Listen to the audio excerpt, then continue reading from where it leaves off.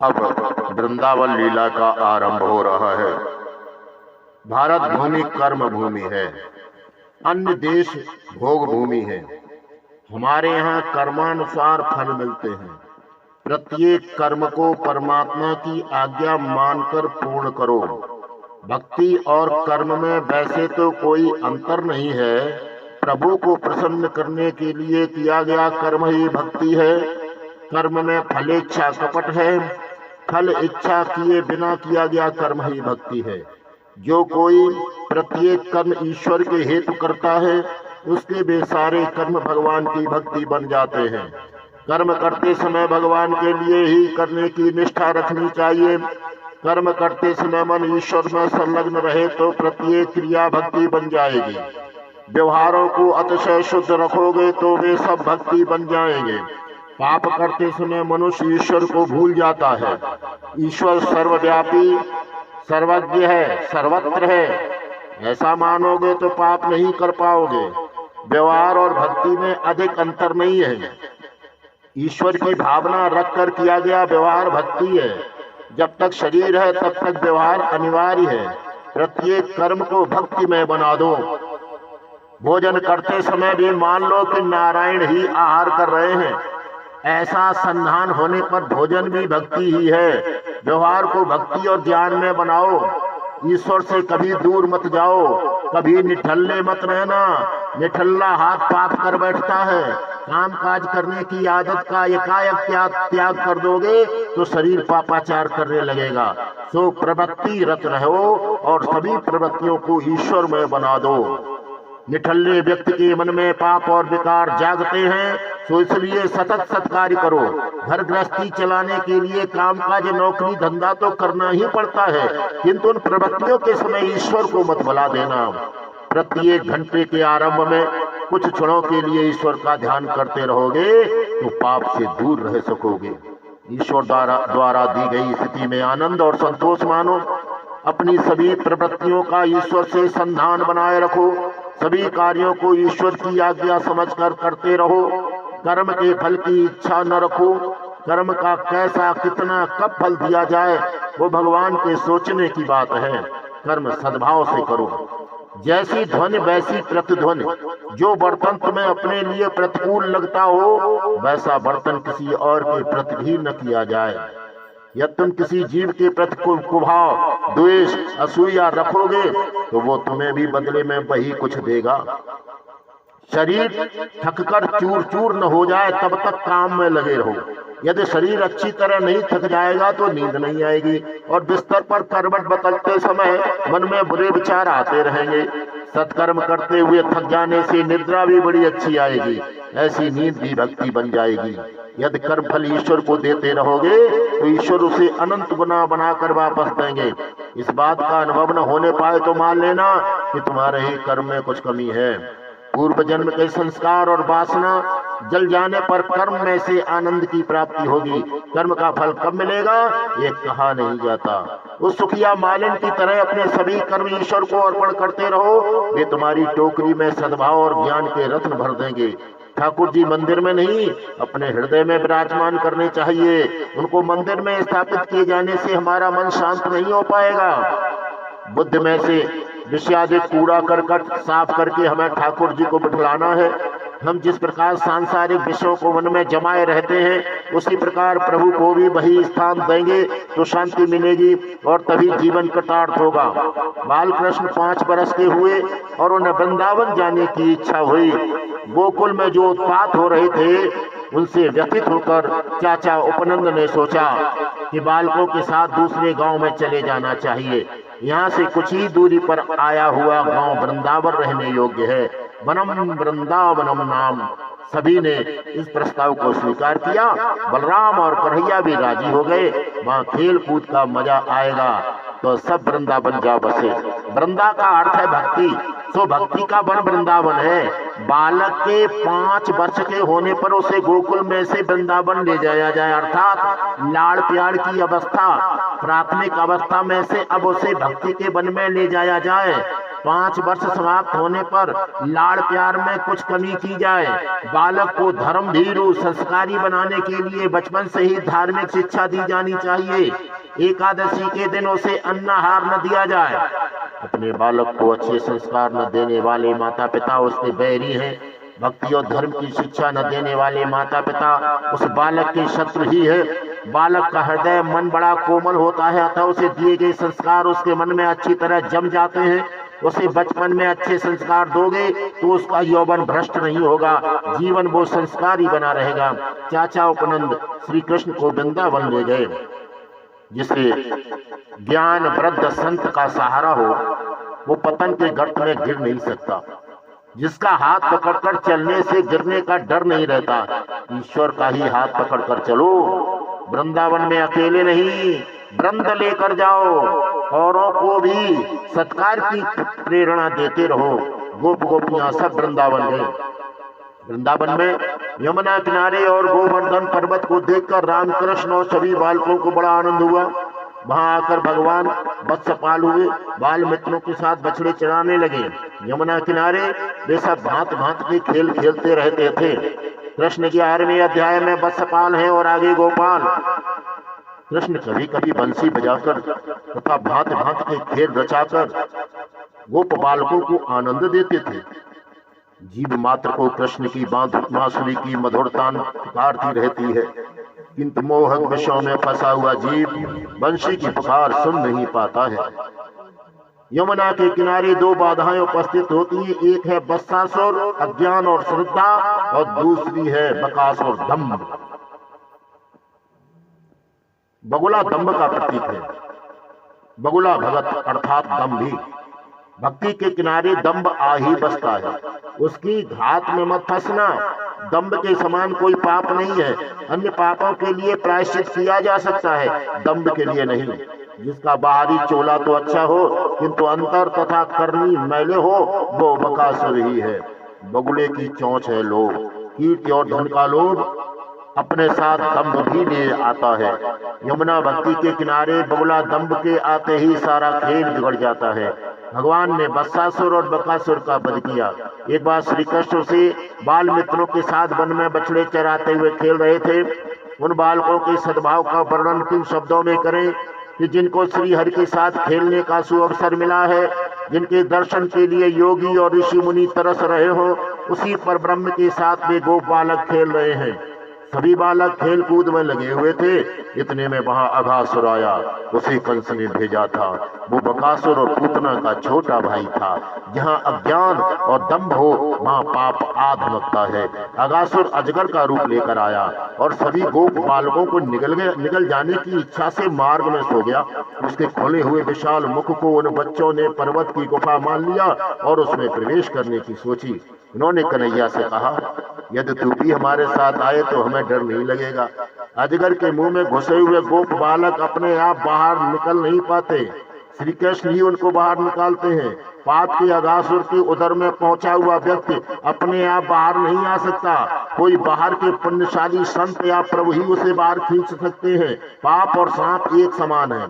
सांप द्वारा काटे जाने पर यदि उस अंग को हम शीघ्र ही काट दें तो उसका विष सारे शरीर में फैल नहीं पाएगा। इसी प्रकार पाप का विचार आते ही उसे उसी क्षण नष्ट कर दोगे तो बच पाओगे। सांप के विष की भांति यदि पाप कुछ समय के लिए भी अंदर रह जाएगा तो फिर बचना मुश्किल हो जाएगा। पाप का चिंतन करने से वो जम जाएगा। पाप धरती से आकाश तक व्याप्त है।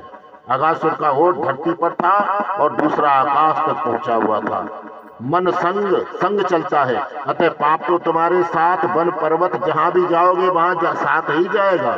वासना के प्रभाव में बहा जा रहा जीव अंतरात्मा के मना करने पर भी पाप करता रहता है। वासना के वेग में ज्ञान बह जाता है और पाप हो जाता है। तो पाप के अजगर रूपी उदर में चला जाता है, वो बाहर आ नहीं सकता। पाप बड़ा आकर्षक होता है। पाप करने का प्रसंग आए और पापाचार किए बिना कोई चारा ही न रहे तो भगवान को साक्षी भूत रखकर ही पाप करना। इसका अर्थ यह नहीं है कि पापाचार करते रहो, किंतु ऐसे समय भगवान का स्मरण अवश्य करते रहना। जब तक पाप हृदय में होगा उसका नाश नहीं होगा, उसकी तो जड़ ही काटनी होगी। सभी क्रिया प्रकट अप्रकट शब्दोच्चारण के साथ ही होती है। पापाचार के पहले मन में उसका उच्चारण होती है, उसका नाश करो। पहले विचार भ्रष्ट होता है, फिर वाणी भ्रष्ट होती है, फिर आचार में भ्रष्टता आ जाती है। मन में पाप आते ही मन को डांटो, उसे सजा दो। पाप मन में आते ही शीतल जल से स्नान करके कीर्तन करो, प्रार्थना करो, हे प्रभु ये काम, ये वासना, ये लोभ मुझे सता रहा है, मुझे छोड़ता नहीं है, कृपा करो, मेरी सहायता करो। सच्चे हृदय की प्रार्थना वे जरूर सुनेंगे। संत प्रभु का नाम का उच्चारण सतत करते रहते हैं, अतः उनसे पाप नहीं किया जा सकता। अगासुर के उदर में जाते समय ताली बजाते हुए अर्थात मन को जागृत करते हुए जाओ। सभी जानते समझते हैं कि असत्य बोलना, किसी को सताना, हिंसा करना आदि पाप है, फिर भी पाप करते ही रहते हैं। पाप को मूल से उखाड़ फेंको। जब भी ऐसा लगे कि अपना शरीर या मन पाप करने जा रहा है, तब तुरंत ही भगवान के नाम का कीर्तन करने लगो। परमात्मा को याद करते हुए पाप की वासना छूट जाएगी। पाप की आदत छुड़ाने का उपाय है प्रभु प्रार्थना। प्रभु मेरी पाप वासना का नाश करो। मैंने जब पाप किया था तब आप भी वहां उपस्थित थे, मुझे सजा भी दीजिए और क्षमा भी। मनुष्य स्वयं जानता तो है कि वो क्रोधी है, कामी है। आजकल के लोग धन को तो अपने सीने से चिपकाए रहते हैं, किंतु प्रभु को दूरी रखते हैं। अकेले कहीं भी न जाओ, ठाकुर जी को हमेशा अपने साथ रखो। ठाकुर जी को अपने साथ रखने का अर्थ यह नहीं है कि उनकी मूर्ति या छवि को जेब में रख लिया जाए, किंतु अपने हृदय में बसाए रखो, उनका स्मरण करो, उनके ही सानिध्य का अनुभव करते रहो। बालक जानते हैं कन्हैया उनके साथ होगा तो कोई डरने की बात नहीं है। कृष्ण को साथ लेकर वे सभी को बालक नाचते कूदते अंदर चले गए। उनकी रक्षा हेतु कृष्ण भी अगासुर के मुंह में उदर में गए। भागवत में समाधि भाषा का प्रयोग भी बहुत किया गया है। लौकिक और परमत भाषा का गौण है। समाधि भाषा का अभ्यासी भागवत का अर्थ समझ पाएगा। विलासी के लिए भागवत समझना बड़ा कठिन है।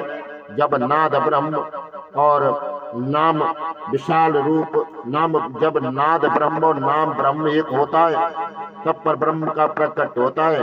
पेट में जाकर भगवान ने विशाल रूप धारण किया तो अजगर का शरीर फट गया।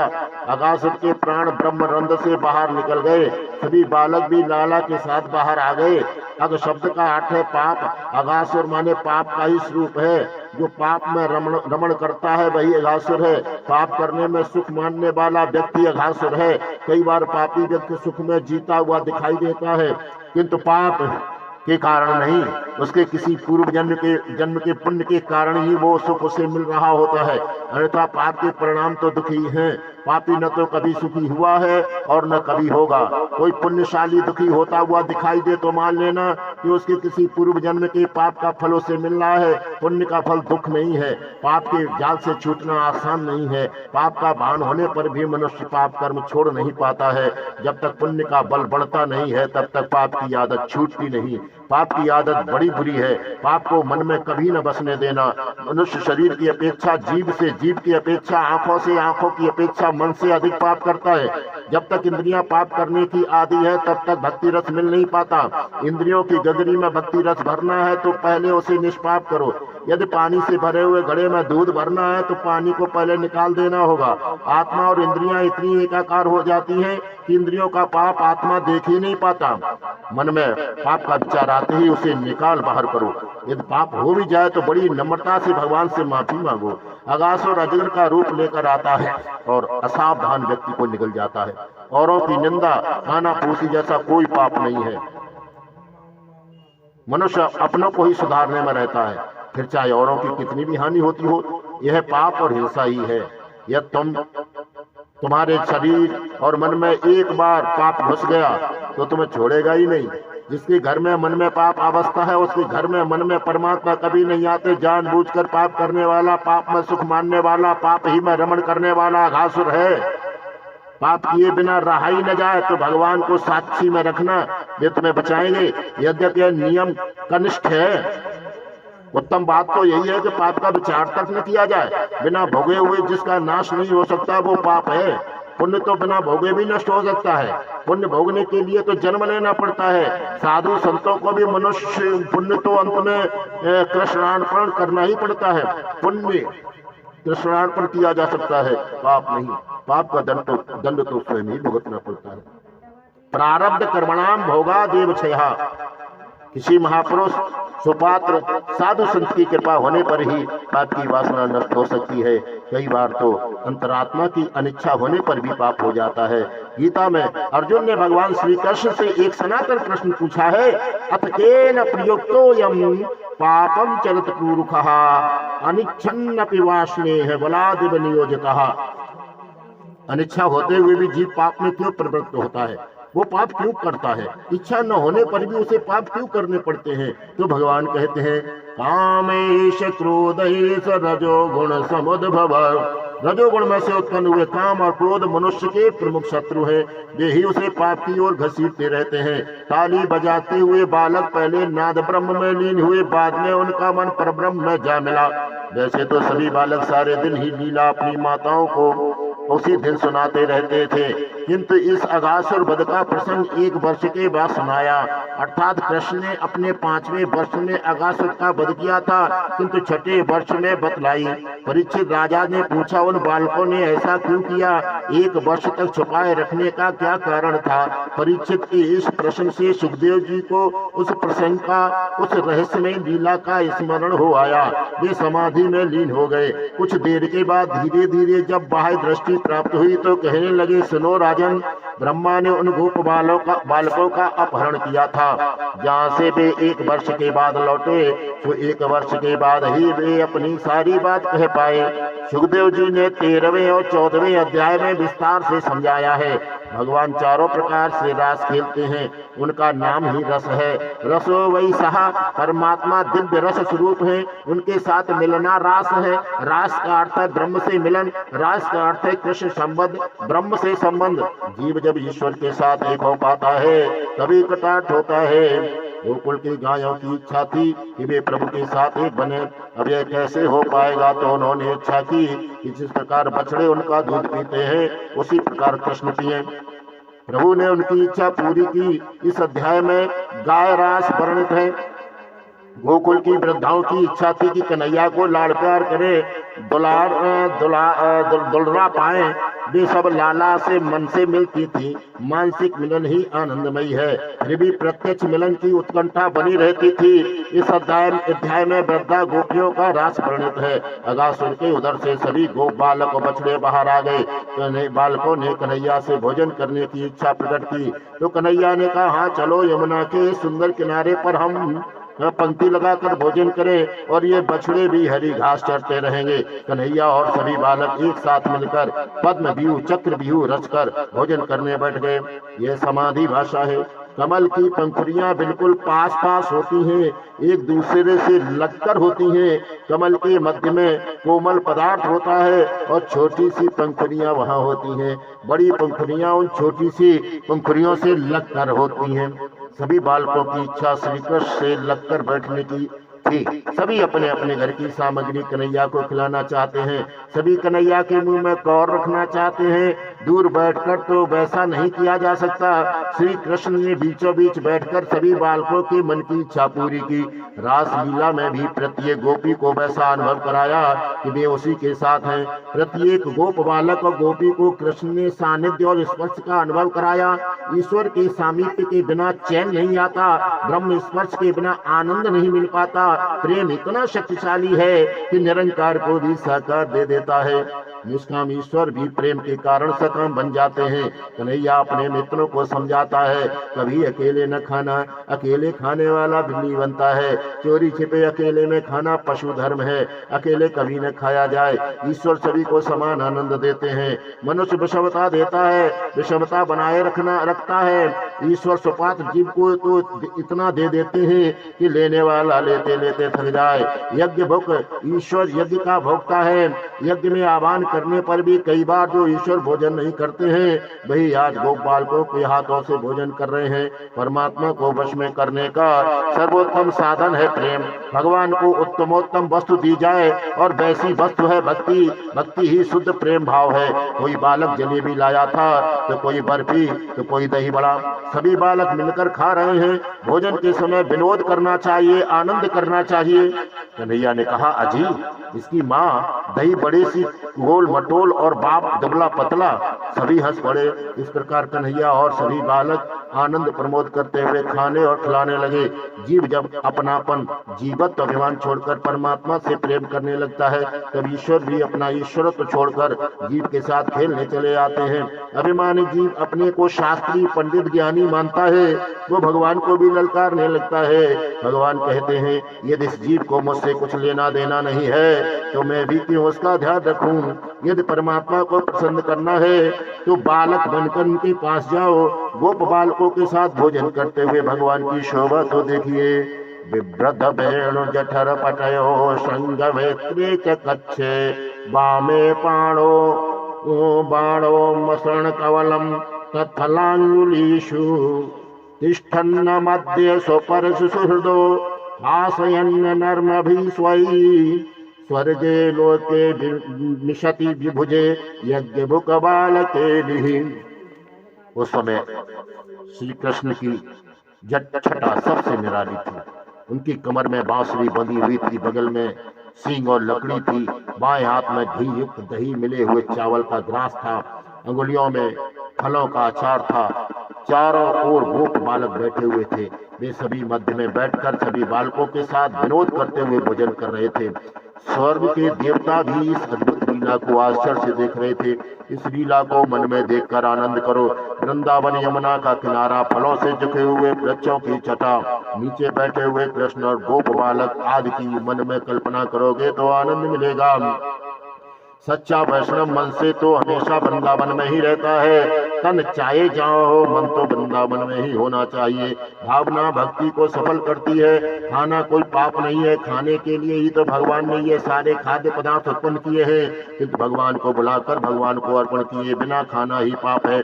कई लोग कहते हैं कि आज तो उनको एकादशी का उपवास है, किंतु अकेले में ढेर सारा खा लेते हैं। खाना नहीं, किसी से छुपाकर चोरी छिपे खाना पाप है। अगासुर को जब कन्हैया ने मोक्ष दिया तब ब्रह्मा को आश्चर्य हुआ कि वे ईश्वर देखने के लिए आए कि ये कन्हैया कौन है। यहाँ आकर देखा तो कन्हैया को गोप बालकों के साथ भोजन करते हुए पाया।